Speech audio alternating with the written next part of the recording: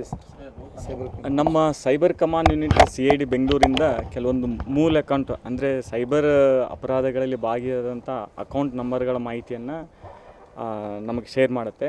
ಅದರಲ್ಲಿ ನಮ್ಮ Hubli Dharwad police commissioner ವ್ಯಾಪ್ತಿಯಲ್ಲಿರ್ತಕ್ಕಂಥ ಸೈಬರ್ ಸ್ಟೇಷನ್ಗೆ ಒಂದು ಮೂಲ ಅಕೌಂಟ್ ಮಾಹಿತಿಯನ್ನು ಕೊಟ್ಟಾಗ ಆ ಅಕೌಂಟು ಗೋಪನ್ ಕಪ್ದಲ್ಲಿ ವಾಸಿಸ್ತಕ್ಕಂಥ ಇರ್ಫಾನ್ ಅನ್ನೋ ವ್ಯಕ್ತಿ ಮೇಲೆ ಕ್ರಿಯೇಟ್ ಆದ ಬಗ್ಗೆ ಮಾಹಿತಿ ಸಿಗುತ್ತೆ. ಅದರ ಮೇರೆಗೆ ನಾವು ಸೈಬರ್ ಸ್ಟೇಷನಲ್ಲಿ ಒಂದು ಸೋ ಮೋಟೋ ಕೇಸ್ ಮಾಡಿಕೊಂಡು ಆ ವ್ಯಕ್ತಿಯನ್ನು ಕರೆದು ವಿಚಾರಣೆ ಮಾಡಿದಾಗ ನಮಗೆ ಪ್ರಾಥಮಿಕವಾಗಿ ಅವನು ಬೇರೆ ಬೇರೆ ಹೆಸರಿನಲ್ಲಿ ಅಕೌಂಟ್ಗಳನ್ನ ಕ್ರಿಯೇಟ್ ಮಾಡಿ ತಮ್ಮ ಸಂಬಂಧಿಕರಿಗೆ ಕೊಟ್ಟಿದ್ದ ಮೇರೆಗೆ ಈಗ ಪ್ರಾಥಮಿಕವಾಗಿ ಗುರುತಾಗಿದ್ದು ಮುಂದಿನ ತನಿಖೆ ನಮ್ಮ ಸೈಬರ್ ಕ್ರೈಮ್ ACP ಅವರಿಂದ ವಿಚಾರಣೆ ನಡೀತಿದೆ.